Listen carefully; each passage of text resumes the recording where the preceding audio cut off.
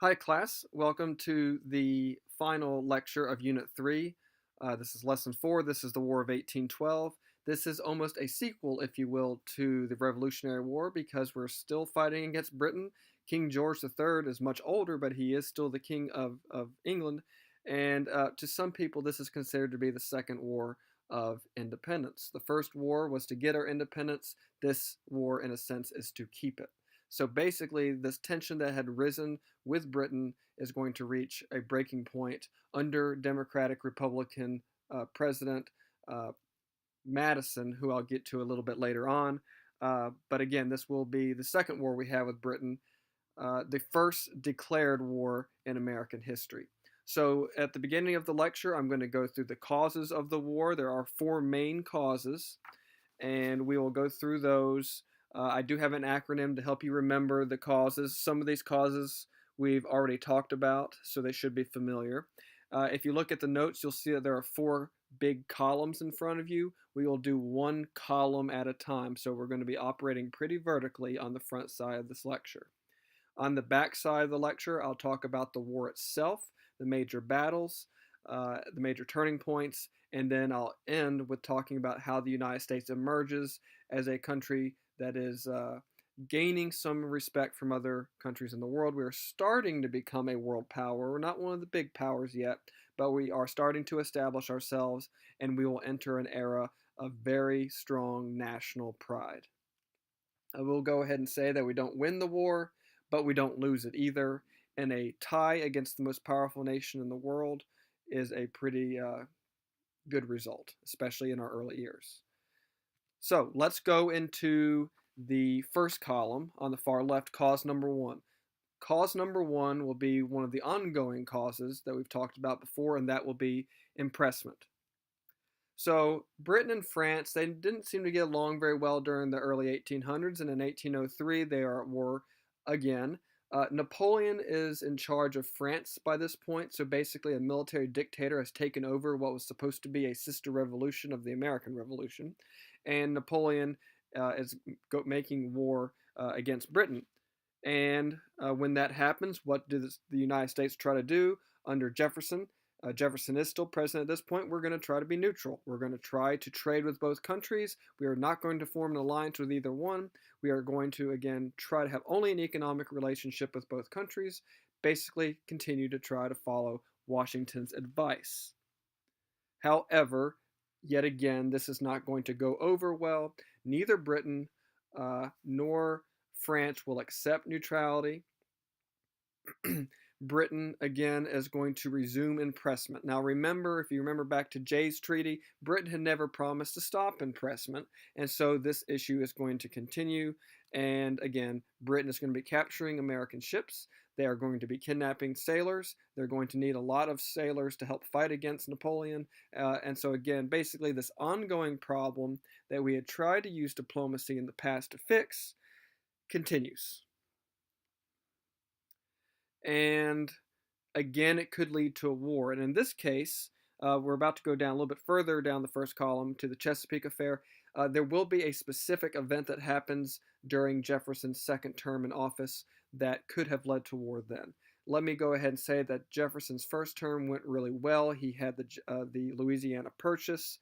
The second half of his presidency, the second term, is going to go very poorly.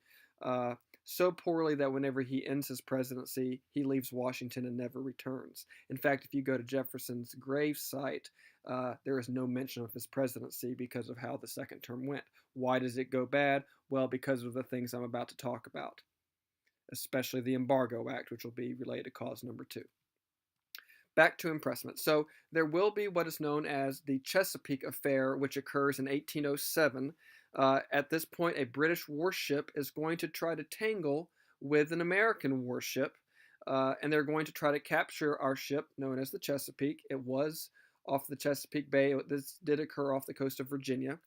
This British warship is going to try to capture the American warship in an effort to kidnap sailors and impress the sailors. Well, this time they're picking on a warship, not just a trading ship, and this American ship is going to bite back. And so the Chesapeake is going to resist. Shots are going to be fired. However, in the end, the British are going to successfully take over the ship. They are going to successfully kidnap sailors. And this honestly would have been to anybody with common sense, an act of war. One of their warships has attacked one of our warships, and they have fired upon us. They have kidnapped our sailors. They have kidnapped our citizens. And so this really could have become the War of 1807. At this point, a lot of Americans were mad enough, justifiably, to ask Mr. Jefferson, the president, to declare war on Britain. Britain had pushed us pretty far at this point, and by the way, they're still occupying those forts in the Northwest Territory and helping out Native Americans too. Britain is really pushing it. It would have been justifiable to have a war at this point, but Jefferson knew that we needed not to have a war because we were a young nation and we might not survive it. And again, he was trying to kind of follow, a lot of people want to follow the Washingtonian idea of neutrality and staying out of wars because they basically get us in trouble. So what does Jefferson offer as an alternative? Diplomacy has failed. Remember, Jay's Treaty was a failure, so trying to talk things out hadn't worked. And we needed another option besides going to war. Another option, a third option, the only other one I can think of, is to try economic means to make peace. If you can affect your potential enemies' money and their economy, then you might be able to get along with them. So what's going to end up happening is, now go to column number 2 for cause number 2. We're going to have some economic problems. So Jefferson is going to propose an embargo on all of Europe, basically, in order to avoid war. So what Jefferson says to himself is that if our ships that go and trade over in Europe, especially with Britain and France, but others too, if our ships are getting attacked, then we'll just stop sending our ships over there. We will put an embargo on Europe. And again, for those of you that haven't taken civics, an embargo is basically cutting off all trade. So we stop trading with Europe. If we don't send our trade ships or any other ships over to Europe, then they can't attack them and they can't take our sailors. This is going to backfire terribly because Jefferson assumed that Britain especially needed trade with the United States more than they actually did. In fact, Britain needed the United States needed Britain much more than Britain needed the United States. And as you can tell from your notes, and as you can tell from this nickname that's being shown on your notes on the screen, this embargo does not go over too well. So I would recommend putting a star next to Embargo Act of 1807. You can see the nasty nickname it earned above the word Embargo Act of 1807. Again, the United States is going to stop trading with all of Europe. And if you look at the political cartoon, you can see how this kind of backfires. There will be a good result. I'll get to the cartoon in a second. The good result is that this does keep our American ships safe from being attacked. It keeps us safe from being impressed by the British military. But at the same time, a lot of Americans look at Jefferson and say that he's being played for a fool. So if you look at the cartoon, on the right-hand side of the cartoon, you can see a representation of Britain. It's kind of like the Uncle Sam of Britain, which was nicknamed John Bull. Okay, so that's like their Uncle Sam. On the left-hand side, you can see Napoleon as a little hornet stinging Jefferson and making him sick. So again, the good result is that American ships are going to be safe. In fact, if we're not trading for British manufactured goods, it's going to stimulate our own factories, and our own factories are going to have to start building up better. So that's going to be a good long-term result later on. A bad result, however, is that without trade with Europe, our economy is going to be in real trouble. And again, if you look at the cartoon, it shows Jefferson vomiting up money. So this is going to hurt our economy much worse than it's going to hurt the European economy, much worse than it's going to hurt the British economy. Britain can make money elsewhere if they absolutely need to, and so basically they can wait us out on this. This embargo is going to really hurt Jefferson's popularity. People will respect his intentions, they will not respect the results. And remember, which countries are going to be sending items to Britain the most? It's going to be the South. It's going to be where the Democratic Republicans are, where Jefferson's fans are, and they're not going to be able to trade with Britain during this time. So the people that are producing cotton, for example, aren't going to have as many customers if they can't trade with Europe, especially if they can't trade with Britain. So by the end of Jefferson's presidency, people are not going to be too happy with him. They are going to be blaming him for the economic problems. Of course, Jefferson's going to say, what other choice do I have except to go to war?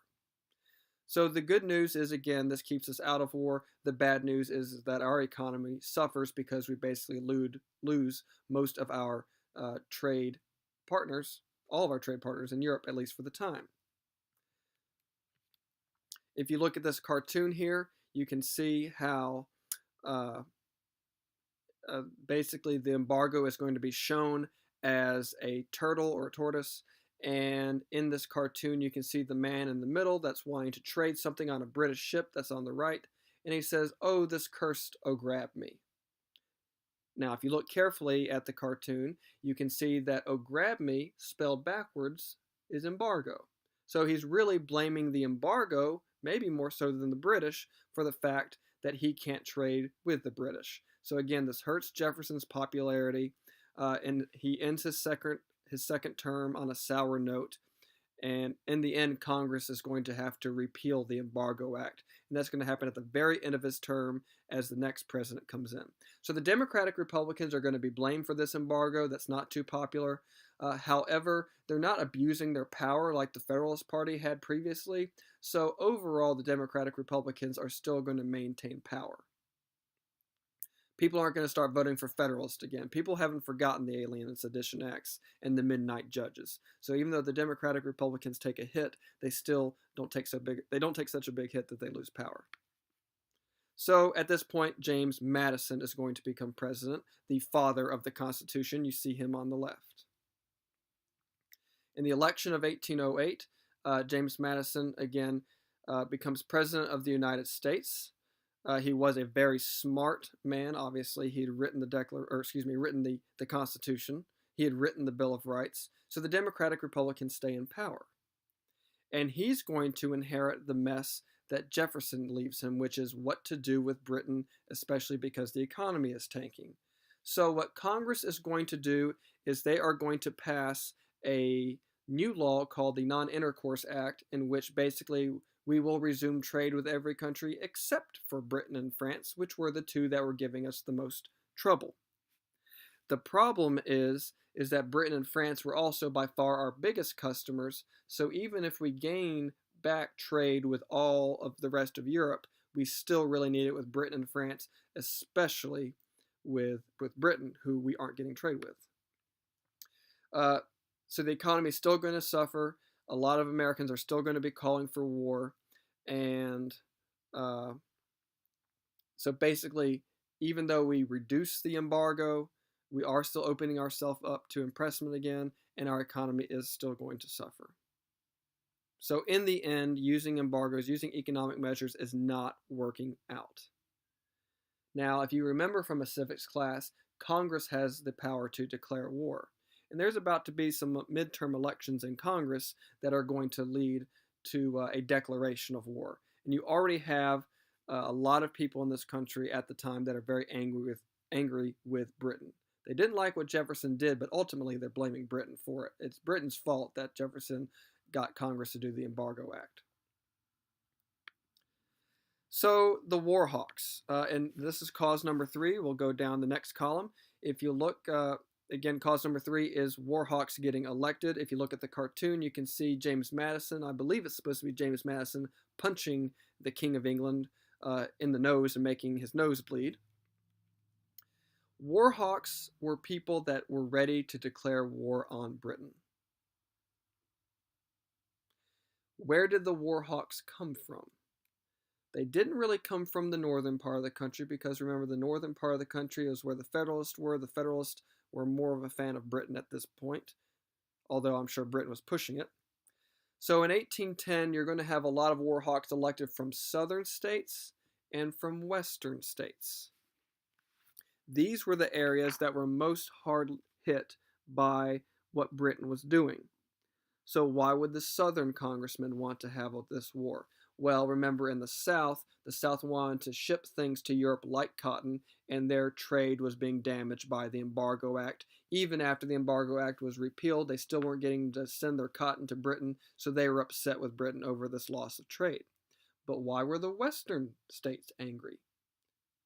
Well, remember that the Western states were the ones near those forts in the Northwest Territory, so the Western states were blaming Britain not for trade problems as much, although they would also be hurting because of trade. Remember, they were wanting to use the Mississippi River, and they were using the Mississippi River to try to trade with Europe. They're also especially angry about the Native American attacks that are happening on the frontier. Remember the accusation, which was later pretty much confirmed, that the British were using their forts that they had never left, even though they had promised to a couple times. They're using these forts to attack the Western settlers and the people in these new Western states. I will drop a couple names here. These are a couple people you'll need to know. The most important politician ever elected to not become president, who was one of the Warhawks, was someone from Kentucky. You see him at the top of the page here. His name's Henry Clay. We will talk plenty about Henry Clay. Henry Clay is going to be like the Alexander Hamilton of this time period. Remember, Hamilton has died by this point. So Henry Clay is going to be calling for this war. Later on in history, he's going to basically create or propose a new economic plan to get our economy going. He also, probably more notably, is eventually going to be someone that helps create compromises between the northern states and the southern states to prevent civil war from occurring. So later on, you'll learn about the Missouri Compromise. You can credit Henry Clay for that. Later on, you'll hear about the nullification crisis. He'll help solve that. And much later on, you'll hear about the Compromise of 1850. Basically, Henry Clay is the politician of all politicians that helps kick the can of the Civil War down the road long enough to where basically we could survive a civil war. Another one of your Warhawks will be a Southerner named John C. Calhoun. John C. Calhoun will become vice president later on under Andrew Jackson, a very significant president and very controversial president that will get discussed later. He will also later on become a champion of states' rights. And he will be one of those that wants to push for things like nullification. So while Henry Clay is trying to keep the country together through compromises, John C. Calhoun is going to be dividing the nation a good bit with his calls for nullifying federal laws that the southern states don't agree with. He was from South Carolina. So what's going to be the final straw for the Warhawks? That will be Native American attacks. Remember I said that there were, trying to get the mouse to work, there's the mouse. Okay, so there were some issues with Native Americans. Remember that there had been this treaty line created, the Treaty of Greenville Line, after the Battle of Fallen Timbers, and so basically Americans had agreed to stay on this side of the line that you see in the map here, and this other side of the line was supposed to be where the Native Americans could stay. Well, as is typical, Americans start to cross the line because they want this nice land, and they start crossing into the land that was supposed to be reserved for Native Americans. How do Native Americans respond? As one would expect. They are going to start going to the British that occupy these forts in these areas, and they're going to start getting weapons from them, and they're going to start using these weapons to attack American settlers. So this is almost like a repeat of Pontiac's Rebellion to an extent. And again, there is a lot of suspicion that the British are helping the Native Americans, especially because people are going to say, where are the Native Americans getting these guns from? They're getting them from the British. In fact, there were rumors going around that the British were actually paying, as you can see in this cartoon, that the British were actually paying the Native Americans to kill American settlers and scalp them. And then there was this notion that for every scalp that a Native American gave to a British official at one of these forts, the Native American would get some money. And of course, where is this gun coming from? The accusation is from Britain. So what's going to confirm this suspicion that the British are helping out the Native Americans? Getting to that now. So there will be a Native American leader named Tecumseh, and Tecumseh is shown here at the top. And he is going to start going up and down the Mississippi River, trying to recruit all the Native American tribes he can to help unite them in a confederacy, basically to fight against the Americans and push the Americans back across the Treaty of Greenville line. What ends up happening is while Tecumseh is out of the Indiana area, there's going to be a major battle. He's going to go further south. So what happens is Tecumseh goes south. He's going to go try to recruit some more Native Americans. While Tecumseh is gone, I believe he was governor of Indiana Territory at this point, William Henry Harrison, who is pictured here. He is going to lead a fight against the Native Americans. It is going to be a brutal fight, but in the end, this battle, known as the Battle of Tippecanoe, is going to be a victory for the Americans, and it is going to crush Tecumseh's movement. So when Tecumseh comes back and finds out that his movement has fallen apart because of the Battle of Tippecanoe, he is going to have nowhere really to go in the United States territory. So where does Tecumseh go for safety? He goes to Canada. And Canada, if you remember, was owned by Britain at the time. And so this will be the final confirmation that a lot of Americans needed, that Britain was basically already making war on the United States. It's just they were using the Native Americans to do the fighting.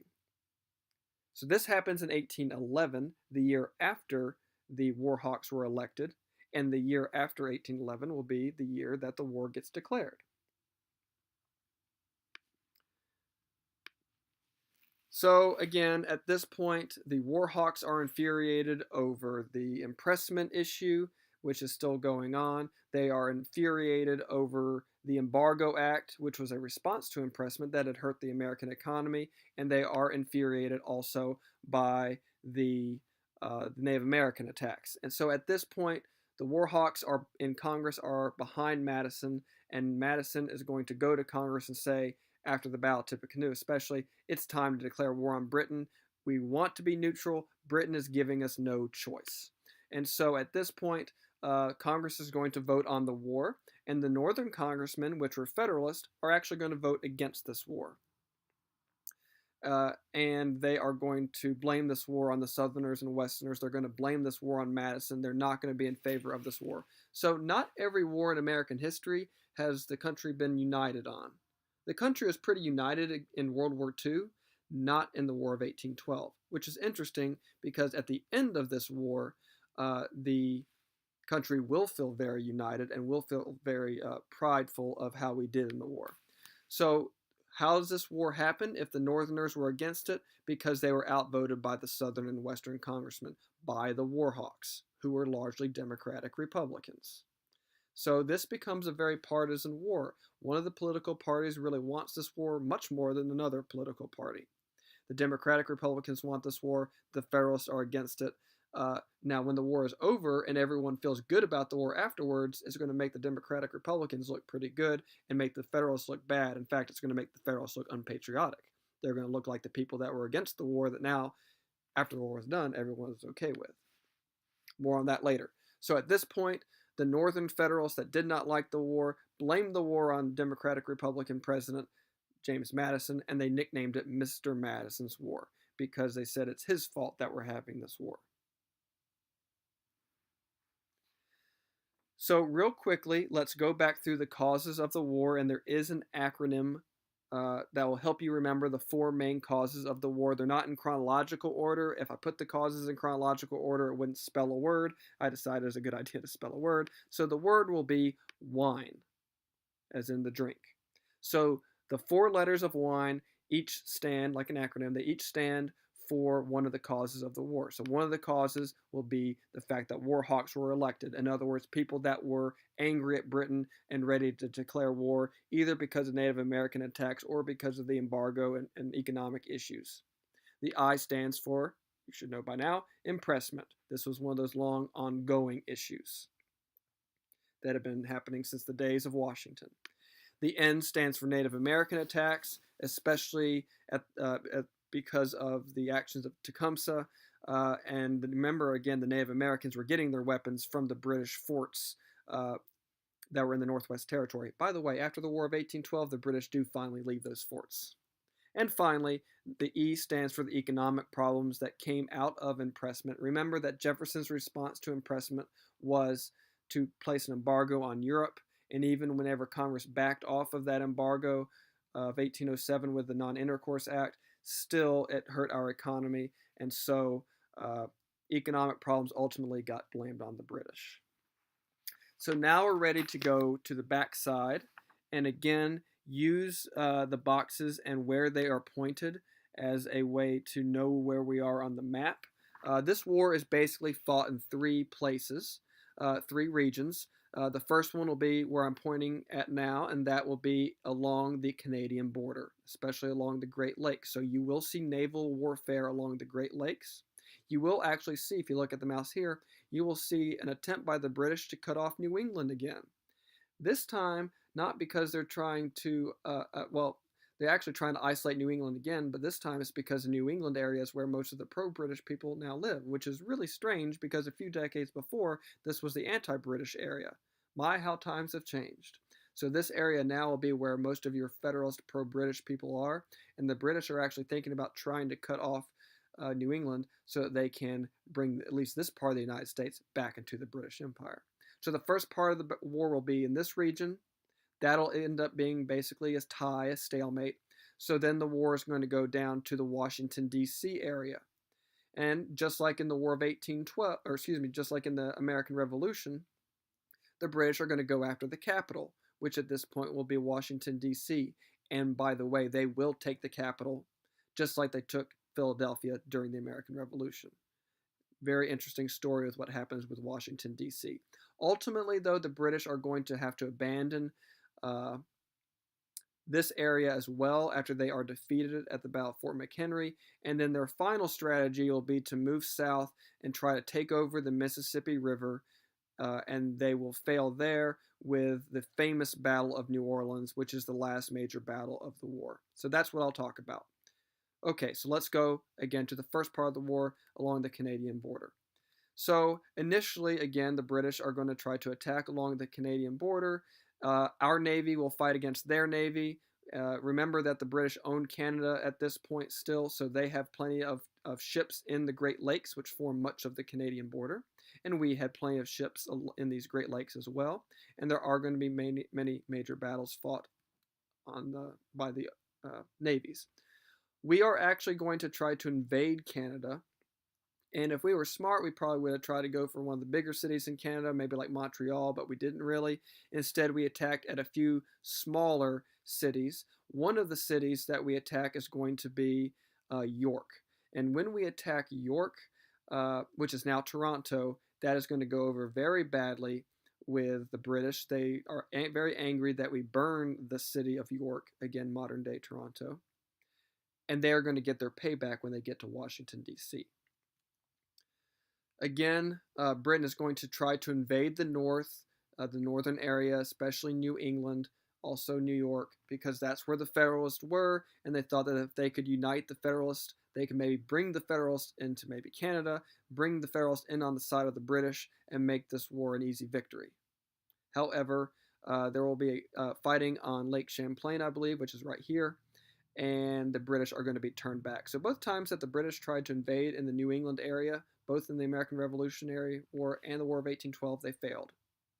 You should see a lot of parallels at this point between the tactics that the British used in the American Revolution and the War of 1812. Again, if Britain had succeeded in taking over the northern part of the country, they could have taken over the north, and the war would have been lost early on. Luckily for us, in the end, we win about as many battles as we lose. We have some pretty big victories in the battles on the Great Lakes. And in the end, the fighting along the border ends up being a tie. Oh, and worth noting is if you look here on the map where I'm pointing, Tecumseh does end up basically coming out as being on the side of the British. And in one of the battles, the Battle of the Thames River, he is going to be killed. So Tecumseh at this point is no more. So again, the British try to invade the north. They fail. We try to invade British-owned Canada at 3 different locations. We do manage to burn York, but in the end, which would be right in here, but in the end, if you look at the map, there's where York would be.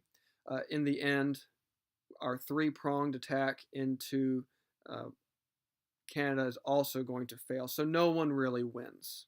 And so Britain decides to change strategies. And this is where things get interesting.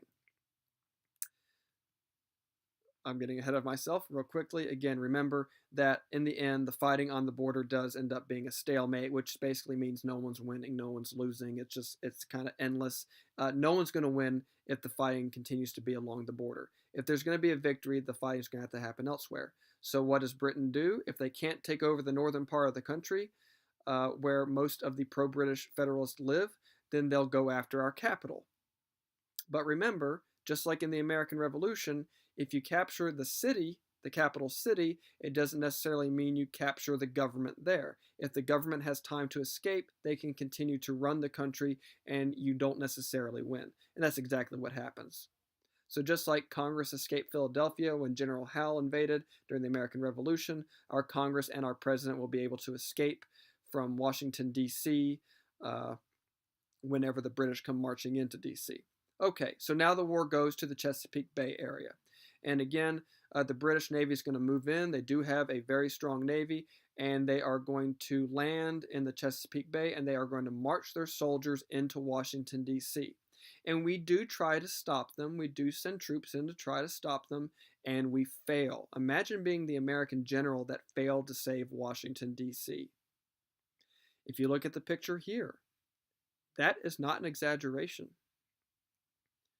The British are going to manage to march all the way to the White House. They're going to manage to go to the Capitol building. They're going to go to a lot of the major buildings that are in Washington, D.C. And so members of the government are going to have to go on the run.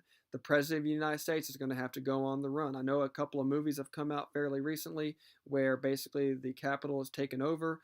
That actually pretty much happened in the War of 1812. This happens in 1814. Now, one other reason why the British were able to do this is that at this point they had defeated Napoleon, and at this point they could focus all of their efforts on fighting against the United States. They didn't have to worry about France very much at this point. And so, again, they can put their full forces on the United States, and they go after our capital. They force the federal government, they force Congress, they force the Supreme Court, they even force President Madison to leave. And what do they do once Madison leaves? Well, those that go into the White House, they actually find a dinner that is already there and it's still warm. That's how hastily Madison and his assistants had to leave. And they, so far as I know, they eat the presidential meal and then proceed to burn the White House. And they burn the Capitol building. And they basically set all of the Capitol, all of Washington, D.C. on fire. And imagine being James Madison, the President of the United States, the man who had written the Constitution, leaving on horseback, cresting a hill, looking over his shoulder, and seeing the capital of the United States in flames. I am not exaggerating with any of that description. That's pretty much what happened. So our capital is burned by the British. Luckily, our government escapes. And then here's where something almost miraculous happens. Around this time, the weather turns bad, and a storm comes in. Some believe it was a hurricane comes in. This did happen in August of 1814, so this would have been during hurricane season. And apparently a hurricane comes in, the winds get really bad, the rain gets really bad, and the rain puts out much of the fire. Again, the wind gets bad, and sometimes hurricanes can create tornadoes, and apparently this hurricane creates a tornado that goes and wipes out a bunch of the British soldiers and wipes out a bunch of the British cannons and weapons. So what ends up saving the capital is not the American military, it's not the American government, it's Mother Nature. And for those that are religiously inclined, some people see this as a case of divine intervention. It is quite the coincidence, if nothing else, that the weather happened to save the capital of the United States, put out much of the fire, kill British soldiers, and send them in retreat. That is what saves the capital, not the government, not the military. A very amazing and true story. So at this point, the British are going to leave the capital and they're going to continue to try to march up the Chesapeake area, and they're going to go after Baltimore. And again, on their way to Baltimore, they are going to be stopped. The British Navy is going up the river towards Baltimore. There is a fort along on the way to Baltimore known as Fort McHenry. And whenever the British ships got within range of this fort is going to start firing upon the British ships. And the events of this battle are going to inspire Francis Scott Key, who was captured by the British during this time, to write a poem. And if I remember correctly, the name of the poem was The Defense of Fort McHenry. So from a British ship captured, Francis Scott Key is going to watch the flag that is above the fort, and so long as the flag is an American flag, then he knows that the Americans still have control of that fort. So he's going to stay up all night watching the bombs bursting in air. He's going to be watching to see if this flag is still there, which should make you think of the current national anthem. He refers to the flag, the American flag, as the Star-Spangled Banner. You see it here in the painting. Here you see an actual picture of the actual Star-Spangled Banner, the actual American flag that flew over Fort McHenry. And you can see, compared to this person standing here, it's enormous. And the American government does still have this available to be viewed in museums. Now, eventually, this poem is going to be adopted much later on in 1931. It'll be called the Star-Spangled Banner, and it will become the official national anthem of the United States. Interesting side note is, where does the tune to this poem that became a song come from? A British drinking song. So in British taverns, when people were drinking, they would sing a song. I can't remember what it was called, but it had a certain tune to it, and the Americans are going to adopt that tune with our national anthem. So we used a British tune for the American national anthem. Again, it becomes national anthem 1931, over 100 years later. In the end, the Fort McHenry is going to be able to defend Baltimore. They are going to be successful in defeating the British, and at this point, the British ships are going to retreat from the Chesapeake area. So between Mother Nature's help at Washington, D.C., and the efforts of the people at Fort McHenry, the Chesapeake area is also going to be saved. And at this point, Britain is going to have to change strategies again. And as I told you before, the British are going to end up going southward. They're going to try to take over the Mississippi River. But I need to talk about something else that happens first. At this point, overall, the war's not going that well for the United States. We have a tie, pretty much, or a stalemate along the Canadian border, and we just had our capital burned up. At this point, the Federalists are going to be very vocal about their opposition to fighting against Britain, and a lot of Federalist leaders are going to meet in Hartford, Connecticut, and they're going to have what they call the Hartford Convention. And at the Hartford Convention, they talk about their opposition to the war. They talk about maybe rewriting the Constitution. They dislike the fact that most of the first 4 presidents have been from the South, and they wanted to make some rule changes to make it more likely to where some Northern and Federalist presidents could get elected. And even some of the Federalists are going to discuss seceding from the Union. So even though the South is famous for trying to secede from the Union during the Civil War, it's going to be Federalists that some of them, the more extreme ones, not most of them, but some of them, that discuss seceding from the Union. And as this cartoon shows, some of them maybe wanted to jump back into the arms of King George III and rejoin Britain. Now, once the war is over, this is going to make the Federalist Party look really bad. So the Federalist Party just keeps making mistake after mistake. They tried the Alien and Sedition Acts, which was a power grab. They did the Midnight Judges thing, which was a power grab. And now they are going to, at least some of them, oppose a war that ultimately becomes popular among the American people. It's not at this point, but it will be soon. And some of them even suggested breaking away from the United States. They come off as being very unpatriotic, as a result of the Hartford Convention.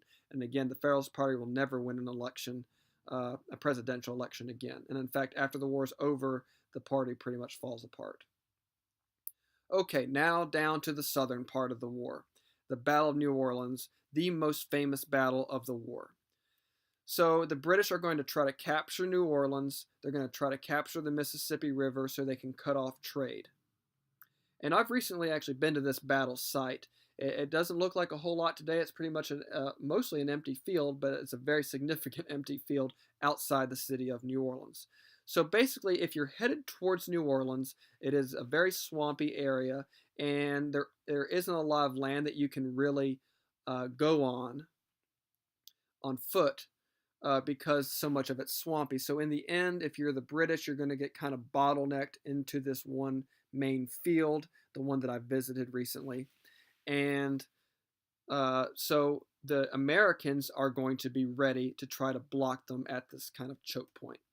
And so what ends up happening is you have the Battle of New Orleans.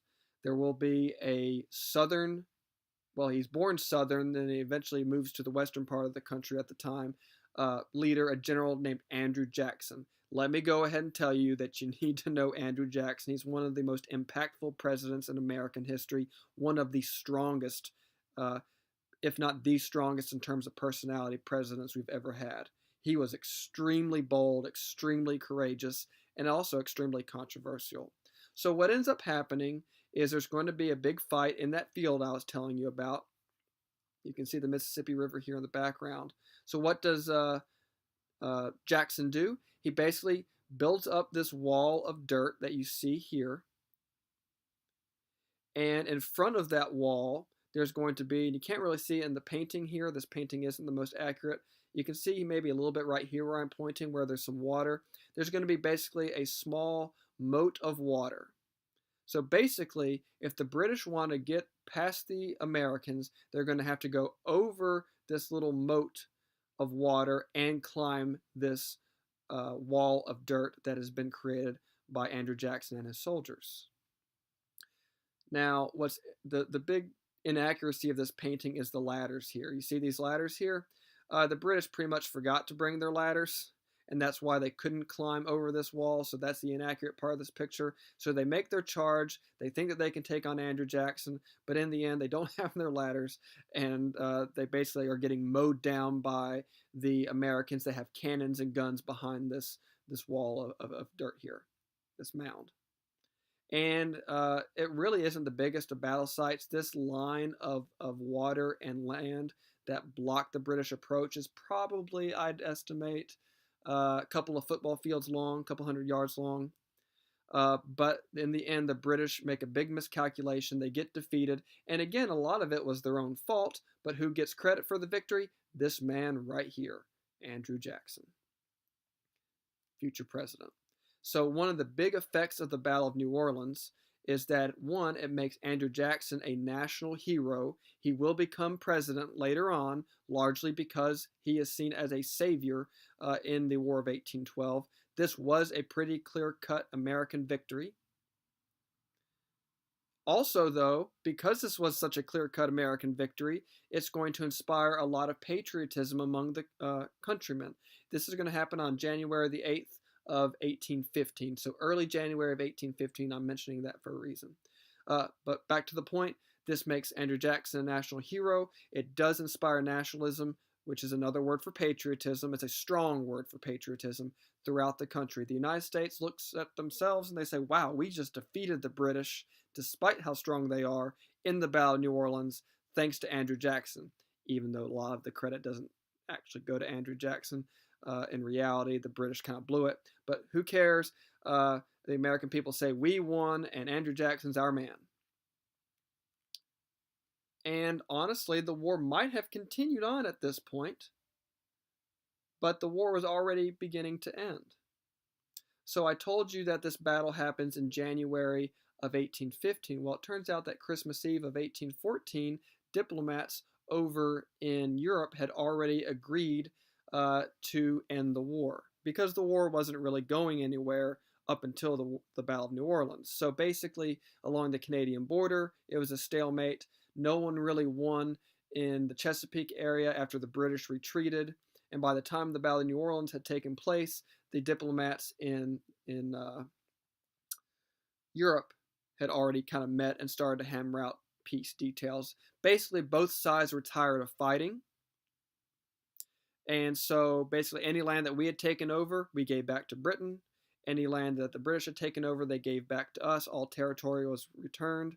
The reason this is called the Treaty of Ghent is because the treaty was agreed to in Ghent, which is a city in Belgium, which is in Europe. You do see here the Secretary of State, John Quincy Adams, the son of John Adams, helping make the deal. So basically, the Battle of New Orleans was fought after the diplomats were already agreeing to peace. But again, to the American people, this didn't matter because the Battle of New Orleans filled the United States with pride. So the Treaty of Ghent goes back to the United States Senate. The United States Senate ratifies it, even though the Battle of New Orleans had made people very happy. It was considered wiser to end the war. So the war really ends in a truce. No one really wins, but no one really loses. However, if you're the young United States and you just had a tie against the most powerful nation in the world, a nation that had managed to help defeat Napoleon, for example, you're going to feel pretty good about yourself. But in the end, the war ends in a truce, and Britain's not going to really mess with us in the forts anymore, by the way. They are going to abandon the forts by this point. And the war ends. And so a lot of Americans will be filled with what an extreme form of patriotism known as nationalism, and a lot of Americans see this as a second war of independence. It's a second war against Britain. It's a second war against a country that was more powerful than us, and we didn't even have France's help in this one. Not very much. In fact,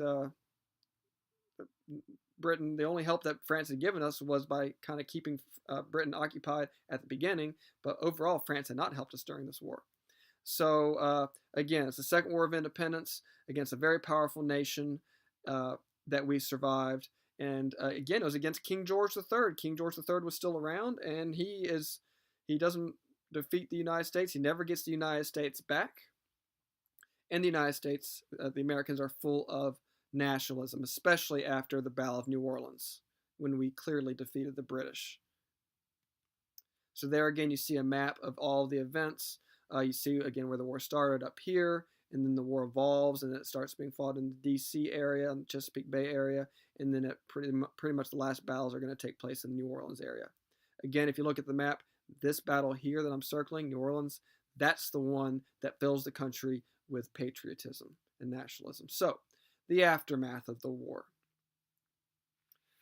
Number one is that because of the embargo, the United States was not really able to depend on British manufacturing, so our factories had to kind of fill the gap. So our factories are actually going to grow, and after the war is over, we are in the midst of a major industrial revolution in our country. Our factories are growing a lot. Our country is growing more wealthy because we are no longer needing the British factories as much. We still send stuff to Britain. We still send our southern cotton to British textile mills, but we are starting to emerge as an economic powerhouse on our own. The political impact of this is that you do have two future presidents come out of this war. Number one, William Henry Harrison, the hero from the Battle of Tippecanoe. He'll become a president later on, and he'll live for about a month, and then he'll die. He'll be the first president to die in office. He's going to serve as president shorter than any president ever. And then Andrew Jackson, and notice how I put his name in bold.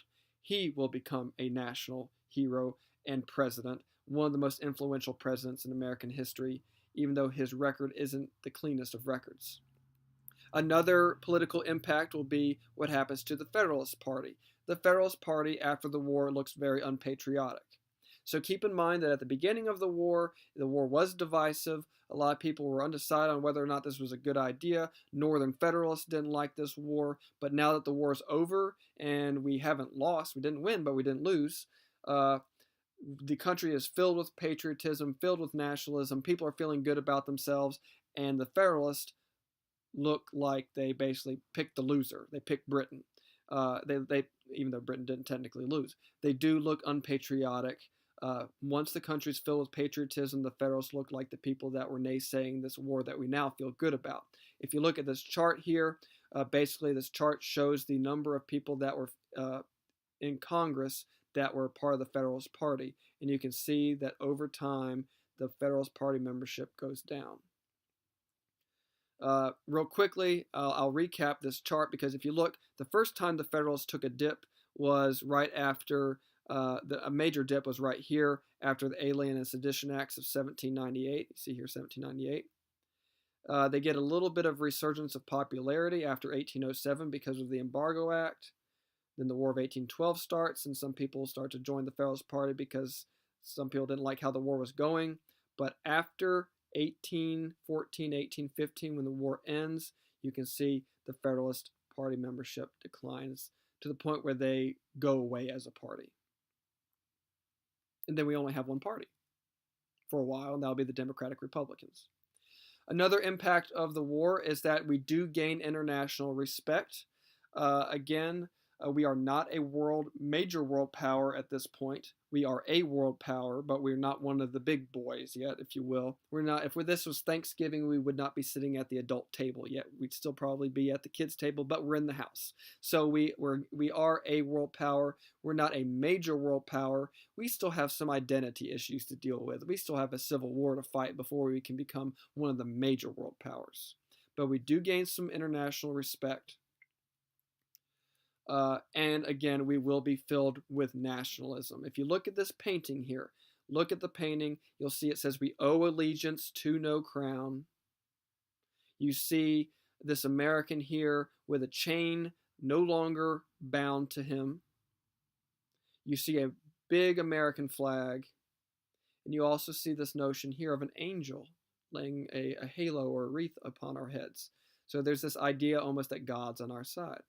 So we enter this time period of a lot of nationalism, a lot of patriotism. Yes, there was an issue of sectionalism. Yes, slavery is going to be an issue later on. But right now, we are forgetting about that for the most part and sweeping that under the rug because we are entering a period of high patriotism called the era of good feelings. You are all too young to remember 9/11, but after 9/11 happened, the country was filled with lots of nationalism, a lot of unity, almost like the era of good feelings. Even though something bad had happened, it was very uniting for the country. And then eventually that faded away. And if you look at politics in the time of, say, 2016, 2017, 2018, divisions have come back. Democrats and Republicans are kind of at each other's throats again. Same thing happens after the War of 1812. We have this period where the country is very united, but eventually the old divisions will come back. But we'll talk about those divisions later. It's time to feel good. It's the era of good feelings.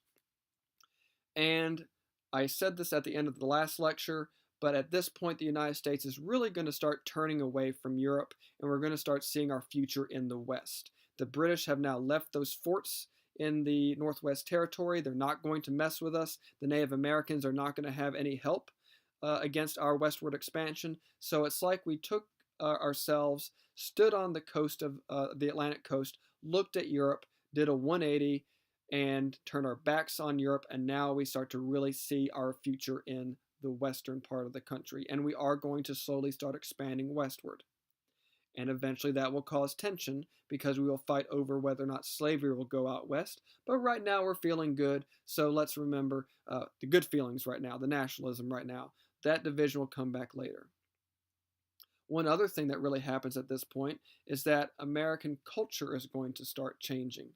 And we're going to really start to create our own unique culture distinct from Europe.